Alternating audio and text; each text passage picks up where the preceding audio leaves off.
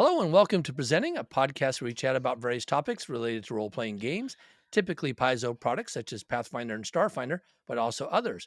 I'm John Godek, and with me today is Jocelyn Hamilton. Welcome to the podcast. Hi, John. Good to see you again. Yeah, good. Actually, I saw you in person just 2 days ago, right? So Yeah. but that's like the first time in a long time. Yeah, well, Given how close we are, but how separate we are, because at least I've been staying away from venues. Are you still going to Moxes? oh yeah, I mean, For it's games still and stuff? going. Yeah. Yeah, so I'm just not going in person stuff. I'm hoping after June I can do that. I have a meeting with my team next month, and they'll give me the okay or not okay, I guess. So Excellent. anyway, so Jocelyn is my local venture captain here for the Emerald City Lodge, based near Seattle, and she has achieved both 5 Glyph status for Pathfinder Second Edition and 5 Nova status for Starfinder, becoming the first GM to reach both of these milestones and doing it pretty quickly, I might add. Besides leading her lodge and running numerous Pathfinder Second Edition and Starfinder games, Jocelyn has also been a tremendous asset for the online gaming community, sharing dozens, maybe even hundreds, I don't know, of Roll20 tables. I mean, she's shared dozens with me, so I know it's at least dozens, that she has carefully crafted. And she's been letting people from all over the world use these to run their games. And next weekend, which is Memorial Day weekend just coming up, Jocelyn will be an HQ volunteer at PaizoCon in Seattle, and that is on-site lead. Is that correct? On-site HQ, yeah. On-site HQ. Excellent. Yep. So, Jocelyn, can you talk a little bit about what you do for organized play and how you got involved in the first place? I'm really curious about Okay. that part. Sure. I mean, bit of background for people who may not be aware.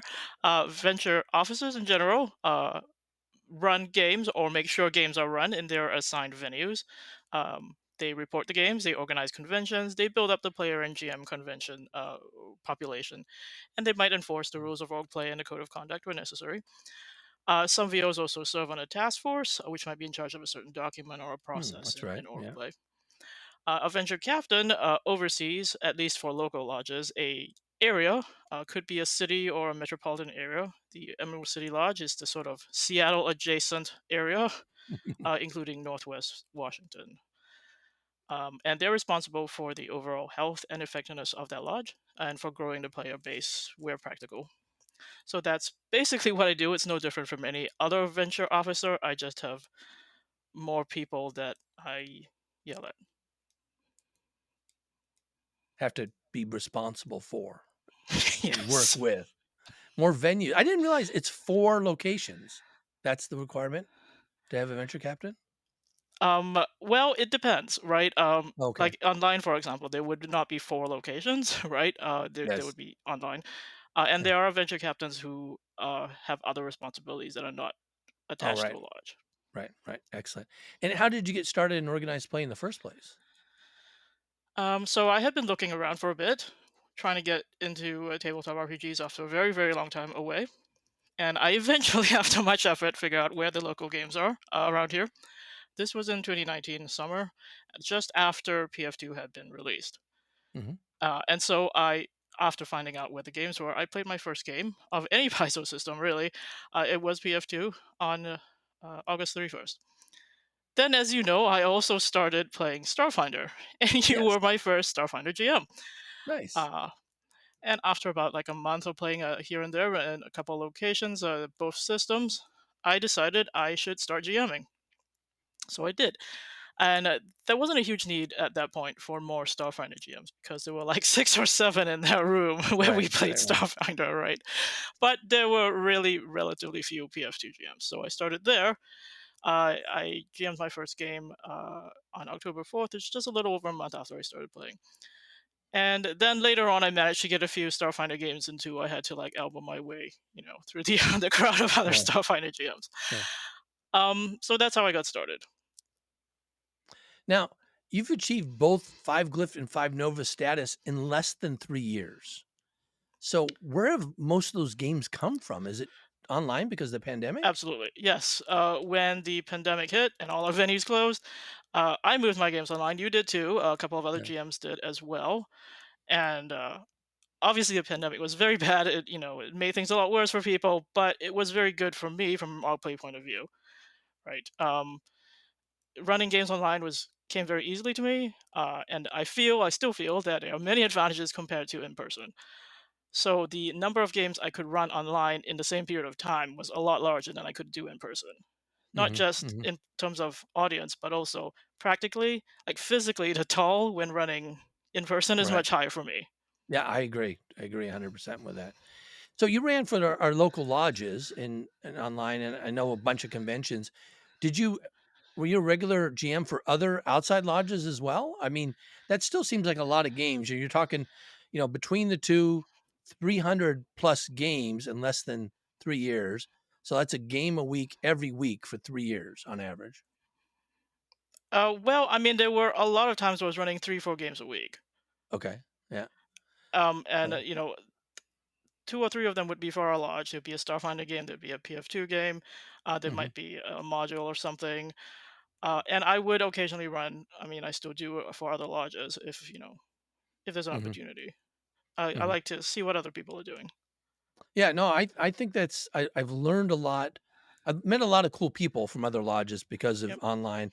I've gone to a lot of the big conventions where I got to meet some people face to face prior to this, but like other than PaizoCon, I wouldn't meet a lot of folks from Europe, for example, because a lot of them weren't going to Gen Con and Origins and things as well. But I did get a chance to meet a lot of other folks going to those conventions that way, but way more doing stuff online. Now, Yep. you're actually going to be at PaizoCon in person this year. Do you know specifically what you'll be doing? What role you'll be assigned? Is So the title is on-site HQ lead. So I'm in charge of HQ on site, right? That Mhm, is the title. So it's doing whatever HQ does, like shepherding the GMs, taking the reporting, mhm, assigning people to games who want games, walk-ups and so forth, and solving mhm, general issues that come up. mhm. Right, and managing the other folks that are volunteers, HQ volunteers. I'm guessing. Sure. Yeah, sure. Well, that's one of the things. I was talking to David Peaver about it. That I've done a lot of GMing at the conventions. I thought I might try this HQ volunteer sometime, um, just to get some orange shirts. Oh, are there new shirts this year? There are new shirts this year. Oh, are you allowed to say what they look like? Um, Is it spoiler free? I don't even know. I don't know if it's a spoiler. They're cool though. They're cool. Yes, Okay. they're cool. What You would can you like say them. what colors are they? Are they the same Um, colors or they change the colors up? I don't know if they changed the colors. Oh, okay. So purple for GMs and orange for HQ? Oh, you can't say. Oh, okay. Well, I kind of hope and they did some yellow ones. Maybe that was man, now it was yellow and purple the last time when they had that weird Skitter Goblin mix thing. So Oh, yeah. now that the card game is kind of not as big, are they still? I don't know. You can't answer any of these questions. Now I'm dying to know. Phew. um, Now I want to go just to get a T-shirt. Man. Okay, so it's a cool T-shirt. It's a new design.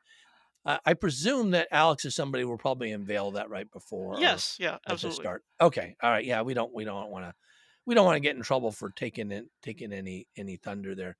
So, what's going on with walk-ups? So you mentioned that, so they're not filling all the tables, and there'll be room for walk-ups, or what Yeah, other yeah. kind of things like that? I mean that's true for both the online and the in person. Yeah, Is that they are saving room for walk-ups, so there'll be places for people to come who haven't already signed up. And I know there are people who have not signed up right, right. but want to go.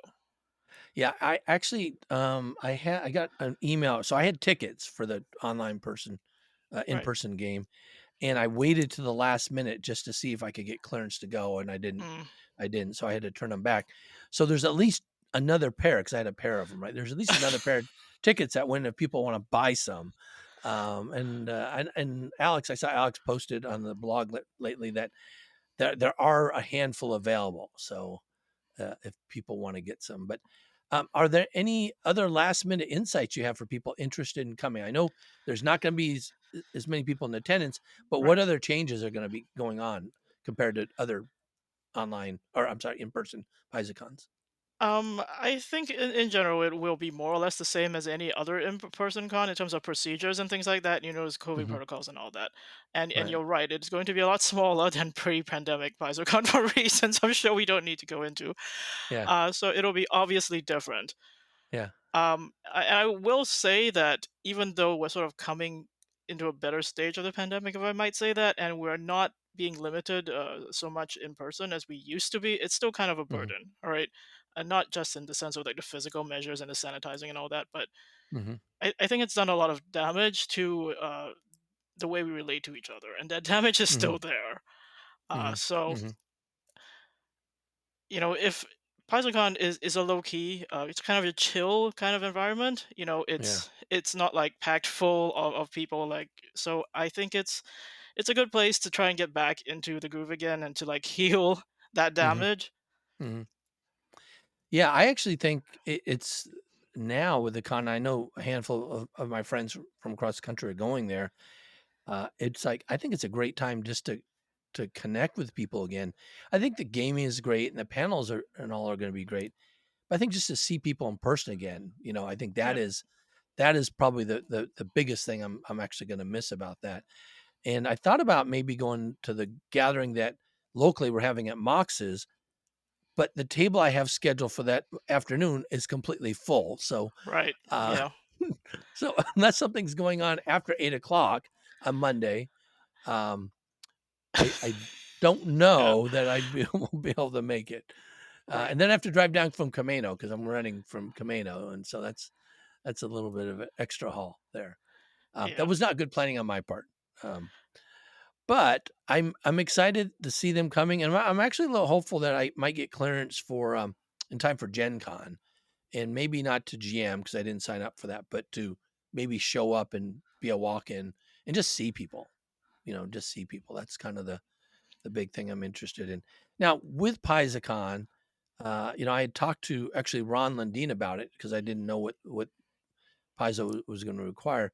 He told me there was going to be proof of vaccination and everyone has to wear masks the whole time that Yes, they're that is in correct. the common spaces, Yeah. right? Okay. So that's a lot different than all the general protocols we have in Seattle area.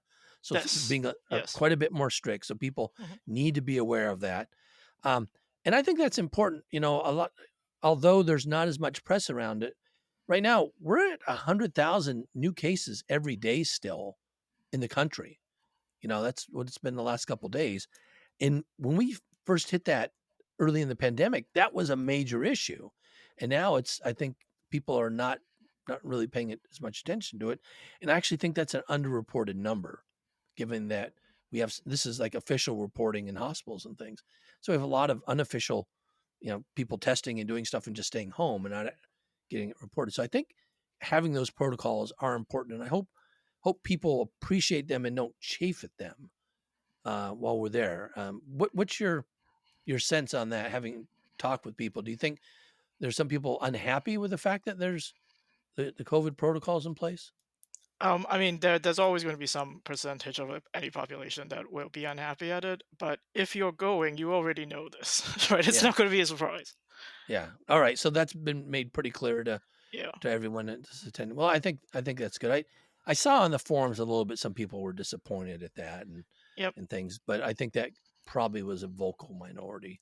But hard to say. I don't know everybody in person. So anyway, changing gears a little bit to getting involved in organized play. So if you have somebody who's not an active player, somebody who's just playing Starfinder, maybe home games and things like that, or even if they've been playing some in a store, how would you suggest they get involved in organized play?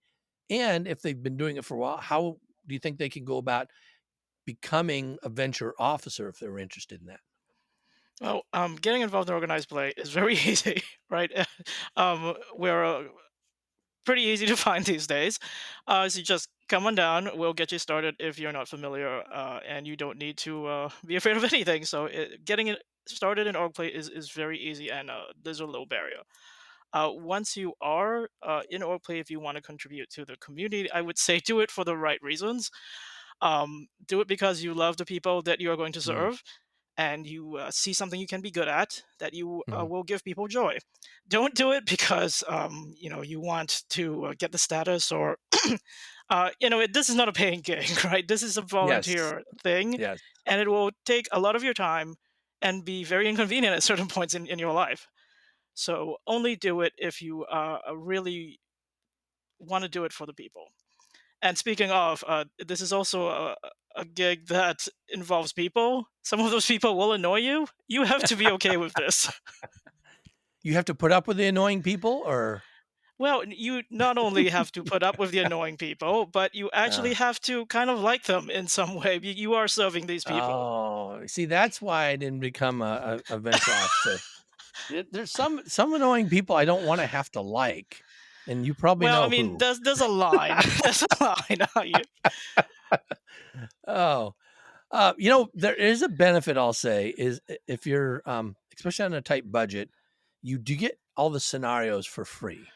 This is true. You Yes. do get that, but your venture captain, in fact, has the ability to give people physical copies of the scenario. So if you're on a tight budget, you want to run something, I can give you a copy. You do not have to pay for it. Or if you are someone who wants to GM, just simply does not have the budget for it, come talk to me. I can help you. This is not going to be a barrier, Yes, right? excellent. If you want to do it and is there pretty high demand for GMs now? There is. A lot of people dropped off during the pandemic, people who did not want to run online and so forth, and not all of Mhm. those have made it back, even Right, though we are right. back in person in a few places. Mhm. So yes, there is still a demand for GMs, more for Pathfinder, I'd say, than Starfinder at the moment, but Right. still Starfinder GMs would be appreciated as well. Mhm. And I'd say that if anybody wants to, please, you will be very much appreciated. I'd be happy to have you. Now, have they updated the org play site so where you can contact a local GM? Like, for us, if you're a member of the lodge, it's pretty easy to find folks. But if you're listening and you're in Topeka, Kansas, and you want to know who's here's what I'll tell you what happened with me when I was interested in playing Starfinder, because you found me when I'd actually been running it for Right? almost a year and a half, right? Yep. I wanted to play Starfinder organized play. I had no one but to play with. I had like I one know. person. So I Yep. put a sign up at Zulu saying, "Hey, if you want to play, come here. Um, contact us." And I did the same thing at Uncle's in Redmond. And slowly we built up that crew of all the GMs that you had. Um, but the first thing I did is I went to the org play website and I contacted all the venture officers listed there for Seattle, and all of them either didn't respond or said, "Oh, I'm not really doing that anymore. You could try just going to the game store and asking." I mean, and now that so you laugh, right? And I know they've completely revamped this, okay? But all that same folks, the first PaizoCon I went to, I got invited to the the VL luncheon because I was running a bunch of games, and all these same people I had contacted that weren't involved and weren't doing anything, they were all at the luncheon. And I thought, okay, I see what this is all about now. So now since then, I think it's changed quite a bit, right? Yes, I would say it Okay. has changed. um, the So one thing that they have done is uh, the roster of active VOs is under belongs to the RVC. So Paizo Mhm. doesn't actually take care of this. Right, Like right, Paizo doesn't have the list, or decide who is the VO. right. Uh, so it's in a certain sense up to the venture coordinator of their region to make sure that they are accurate and up to date. All I right. had the same problem you had when I was trying to find games. Like Yeah. those tags on the farm were entirely out of date.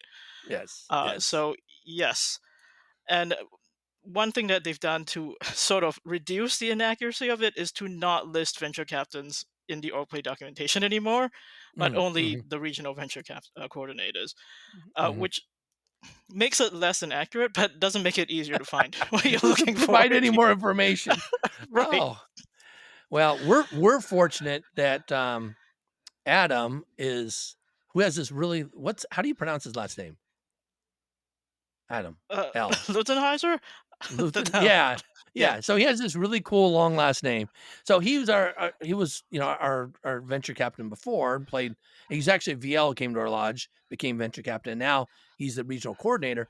So hopefully he'll keep all our area all squared away. Right, Yeah, that's the I would plan. expect him to. Yeah. Okay, good, good, excellent. All right. Yeah, it's just kind of funny that you know where things started to where they're at now. I think across the board, um, there's been a lot of reorganization for all the regions, and I think it's been things are more up to date, is my experience talking to various venture captains and so on and so forth. And there's been a change of leadership in a lot of places as well, Yes. so to Yes. keep things going. Uh, now, looking at online stuff, now I've been, as I alluded to earlier, I haven't counted, but I think I've gotten probably close to 30 roll 20 tables from you. That seems like That's a kind lot. of Are you sure? Yeah. well, Okay. I don't know. I'm guessing. I run about. I have some I haven't reported. I need to report. So I get about 180 tables. Well, they're from APs. I've been running all these APs, right? And I just like I haven't got around to filling out the stuff because none of the players really care about Chronicles. But eventually I'll do that for the ACP, right? Hmm. So I got around somewhere around 180 tables, and I think about 30 of them are tables I got from you because once Okay. I learned that when a scenario comes out and you're going to run it pretty soon, you make a really good table. I just always make sure to play the game when you're running it, and then I know there's a table, and then I just borrow that table when I run it. It That's works. I've been doing that for about the last year and a half or so. Um, so that really helps me a lot. I I used to really like putting the tables together, but I wasn't very efficient at it. Um, and I like the way how you do your tables, except one thing, and I just kind of live with that. Um, so I don't understand how your macros work. I can't get them to work Yes, right. I know. We have talked about Yes. this. Yeah. Yes. So we talk. So that's fine. I just open up the individual sheets and I just deal with that, right? But can you talk about some of the tools you use for creating the tables and that process you go through? Because you do so many of them that you got it seems like it's streamlined somewhat, and they're all very consistent in terms of having all the tiers, everything available. I love your skill check pages and stuff. I basically, when I create stuff, I model it after how you do it, except for the macros. I use my own macro thing. Sure. Um, but can you talk about that process? Yeah. Early on, I decided that there were things that I didn't want to do manually, so I streamlined a few of them, like Hmm. extracting all the images. And a lot of online GMs do this. This is not something Yeah, unique to me. That extracting all the images does not have to be done manually. You can do that, with a script or a program. Uh, it I do will it take out. manually still because I can't figure out the scripted programs. But anyway, Yeah, but so that's the first thing I do, yeah, preparing a scenario or any adventure is just extract all the images. Run the program. It does it, and that applies the transparency back to them so they look nice, blah blah blah, and then it separates the chronicle sheet out, right? Because you always want the chronicle sheet out separately if you're right. running it on in person. Now you But wrote a specific script to do this. right, but anybody can do this. I know, but I've tried to use your script and it doesn't work for me. So you got to be special to get it to work. I'm just No, saying, no, no, no, no. you got to know what you're It, doing. I just need to give you a better install for it so that it'll work on your Okay, system. fine. Next time. Okay, Yeah. continue, please. Uh, uh, so then, uh, so then I have a generic game, right, with all the stuff that I want in a normal game, I right? like That's like that. the Yeah, blank game, yeah, right? It has like the pre-gens and like society handouts and crap, yeah. and you just make a copy of that to make your new game, right? So it has all the stuff you would normally want in a game already in there. Uh, and then, all right, once you have that, you put the game assets into the game. That's straightforward. Again, nothing that nobody else does. And Mhm, just a small digression here. I will say that a lot of this is because I use Roll20, right? There are other mhm. VTTs that other people use, Yes, and there are yes. other convenient options for streamlining or avoiding prep work there.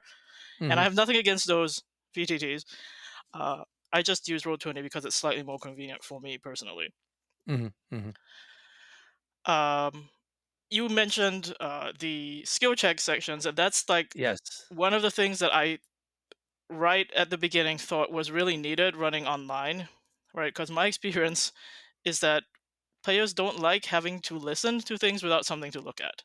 And this Mhm, is already obvious in physical games when you're going to a skill check and you say you can use this and this and this, and then like at the end of it they go like, "What were the skills again?" And you Right, just said them, right.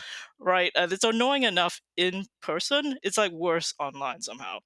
Yeah. So the skill check sections are necessary to have something to look at so that Mhm. they don't have to rely on remembering everything you say. Now, where do you get the art for that? Because you have a very specific style and it's consistent across all of them. Like those the pictograms that you use in them. So I did buy some art a while ago. It's basically art for making games with, and I use those things like everywhere, all the time. That collection of stuff I dig into all the time when I need art for something, and there isn't canonical art that from Paizo or someplace like that. Mhm. So that's a collection of stuff that I have. So, can you say where you got that from? I mean, You can buy game assets. There's numerous marketplaces on the web where you can okay. buy buttons and icons and things like that. Yeah. Yeah, okay, but these are, like, real specific, like, little images that, like, here's a wavy thing for, wind, or here's but Yes, they're yeah. all the same style, so it must be a really Right, they big come in art pack. collections, so there'll be Oh, collections okay. with a certain style, Got it, okay. like, spell icons or something like that. Yes. Oh, Yeah. okay. Now I need to go look for all those things. You're just supposed to give me a series of links I can click on. That's, like, so much easier. But anyway, okay, um, so and then also, kind of related to that, so that's kind of setting how you set it up, so you always have a kind of a generic table, which I Right. need to do. I always import everything from another table, which takes, like, an extra, like, minute to do, so I really should do Mhm. that. You always have the same background kinda set up, kind of, Right. "Here's what to do if you can't control your character," which I think is good because that's a general Right, question yeah, that's people always always have. happened. You'd think by now, right, people would Yeah. realize you need to make it all players, man, if you don't do that, you can't haven't they told you that a million times? But yeah, but a lot of times you get first time players and stuff. All the different shapes for areas, like for doing things, Right, different the templates, effects. yeah. Mhm. You have handouts for, all the relative, the conditions that are relevant for that particular, you know. So if there, you have the condition goblin, but also handouts for how to deal with certain things. So Right, like yeah, if there's an elemental in there, you wanna tell them yeah. what the elemental immunities are and things like that, yeah. Right, exactly, and that's really handy just to be able to pop those out. Again, why I like your tables a lot. And then you put high tier and low tier in a little abbreviation saying this is the 4-player adjustment and all this kind of stuff. So, oh, you had your cat. My daughter's cat has come Hey, to kitty. visit. Yes, this is Jasper. Jasper likes to be on my lap, and he's got a big motor. Hmm, Can you hear him? a little bit, yeah, it's a little yeah. Yeah, yeah. Anyway, I could send him away. Um, yeah. So, how long does it take you to make a table like that? Oh, well, it depends on how much stuff I have to custom make, right? Yeah. Like the standard stuff, like putting things on the GM layer with the scaling and all that. And by the way, Hmm. the scaling is super necessary for me for BF2 because of the Yeah. challenge points and all that. It Oh yeah. saves like Yeah. so much Yeah. time. So it depends on how much stuff I have to customize. Like if I have to go and dig up art that's not in the scenario, that's in like Right. a hardcover book somewhere, Hmm. then I have to Hmm. go extract it from the PDF of that hardcover book and Right. and find Yeah. it or whatever. Then that takes more time. If I need to composite images together to make something, that Yes. that's like more time. All Hmm. right. So it depends on the scenario. But So, a basic scenario where you don't have to do that stuff. How long does it uh, take you? well, I still have to do like handouts and things, but uh, I can get it down to about 2 hours. Hmm. Basic. Okay. Yeah. Yeah. Yeah. Yeah. That's good. That actually is about the same amount of time it takes me to do one from scratch. So that's good. The thing is that takes me longer is probably all the the images because I don't know how to strip them out properly, and I know Rob does Yep. something else for stripping them Yep. out. Um, I work out something. I do something else. Usually, I screenshot if I have to, and Sure. just cut and paste it, and then that works. And Right. um, A lot of stuff yeah, is cosmetic, right? yes, It doesn't yes, like make the game better. It just makes it slightly prettier. yes. I know, but if you're gonna make something and keep it for a long time, speaking of which, how many tables do you think you've created for each of these? Just I know you don't know exactly because we were talking about this before. Do you have an Yes. estimate? I'm, probably 80% of the scenarios I have. Mhm. I don't have. I mean, obviously there are some scenarios I have not run, Right, but the for like, first season PF2, probably as yeah, much, yeah. like yes, a few from the first season here and there I haven't run Yeah, because I wasn't here then. But PF2 I have almost all of them because I was here when it right, started, so to speak. yeah. Yeah. Wow, that is quite a collection, and now I've not run PF2, that's actually one of my goals is this summer to start GMing PF2 and start working towards I try to catch up with you, now that you've Mm. surpassed me so handily, you know? Um, how are running those tables in comparison to Starfinder? Are they pretty straightforward? Like the treasure things, bundles is the thing that I worry about doing those calculations and stuff, for example. I wouldn't worry about that. That's not like the hard part, in I my don't opinion. know, 'cause I don't know. I just know they always talk about them. I don't know how it's calculated. Oh What's the well, hard part then? What's the hard part if there's a hard part? the main difference, okay, discounting Starship Combat, right? Discounting Yes. Starship Combat. Uh, I find that PF2 is way more fiddly than Starfinder. There's just a lot more fiddliness. Uh, One reason is because of the much more granular challenge adjustments, Okay. right? Right. Got it. Um, but other than that, I think the skill set is entirely like, the same. I don't Okay. think you will have any problem. All right. And actually, I think the challenge levels usually, I would imagine you probably lay them out pretty well on your table then. Yeah, it's Yeah. necessary because otherwise I have to go and Yeah. look them up, right? Right, Yeah. right, right. And so that I get now I'm gonna go to so if I want to start running stuff and I know you have most of the tables, that makes it really easy for me, right? Because then I know all that stuff's in there. So works out pretty Well, at well. least the later stuff, like the more I run, the more better stuff I put in them. So Right. like if I go and run an earlier scenario from like, in the beginning, Oh yeah, then I yeah. have to No. upgrade that, right? Because it's Yes. lower quality. Yeah, Yes. yeah. Yeah, I'm thinking some of the early tables that I put together and would share a lot to people, man, they're they're nowhere near where they should be now. So anyway, well, that's good to know. And so I will be asking for some PF2 tables Sure. just Yeah, be aware because you mentioned that we need a little bit more PF2 GMing around here. So I'll try that, and I'll try to if I can, I'll start doing some in person as well. that'd be Um, cool. Now that said, if other GMs are interested do you lend them out to other people that ask you besides me? Yeah, I mean, assuming I don't have a beef with that person, I Okay. will lend them out to people who ask.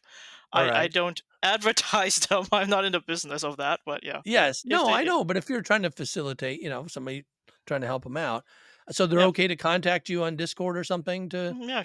I mean, reach out? people do, yeah. Okay. All And right. and if it's someone in the lodge, I'm more than happy to, Yes. because always because that means more players in the lodge get to play that, right? Yes. No, for sure. I'm just thinking, people from outside our area. We do Yeah, have listeners outside Seattle, believe it or not. yeah, Um, yeah.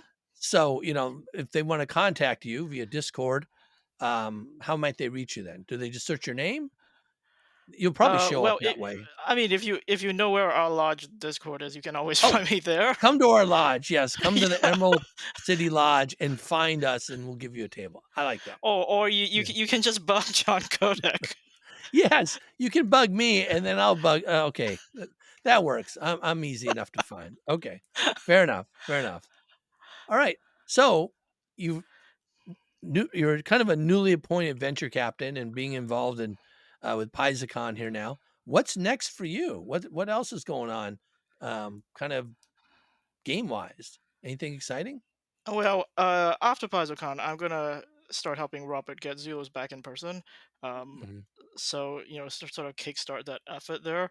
mhm, Get some GMs interested in running there, and then I'm gonna make the rounds of our other venues to say hi to people mhm, and mhm. see what we can do to help there. Yeah, I'm actually excited, that Shay is starting up Linwood, Yep. something up there. That's kinda Hmm. neat because that's, between, uh, Linwood, that's gonna be on Saturdays, Zulu's is on Sundays, and then Mox's in Bellevue is on Mondays, We you actually have two know? venues on Saturdays in Linwood: Shay's venue and Sherry's venue, both in Linwood. Wow, wow, and we just need a Friday night one then. There's nobody doing Friday nights anymore. Used to be at Zulu's Um, back in the day. I don't know if you remember that. Steven Yeah, used yeah, to you're run. right. Yeah, Yes. yeah, And yeah. Aaron is not running at Mox, And by the way. Aaron, He's a yes, VA. Yeah. yeah. Um, we So also have Teresa was trying to start something down in Kent as well. right, I remember that. S- And then mhm. Ron has something way up in Lake Stevens or Arlington or Yep, yep, something up he, there. yep, yep. Lake Yeah, Stevens. so I think he just brings his family there, and then that's the table, or his new family, So all right. No, no, that's not fair. There've been other people wanting to play there. No, I know, but you just need 3, right? And that's enough to get going. All right. Well, Jocelyn, it's been fun catching up with you. As we started earlier, I haven't really had much chance to talk with you in person, and hoping hoping to get back at Zulus. I miss in person play, but with my situation, I got to be extra careful, and Sure. I know they're pretty careful in there as well. And so I'm hoping that this summer we'll get started. So thanks again for joining us on the podcast today. Very welcome, John.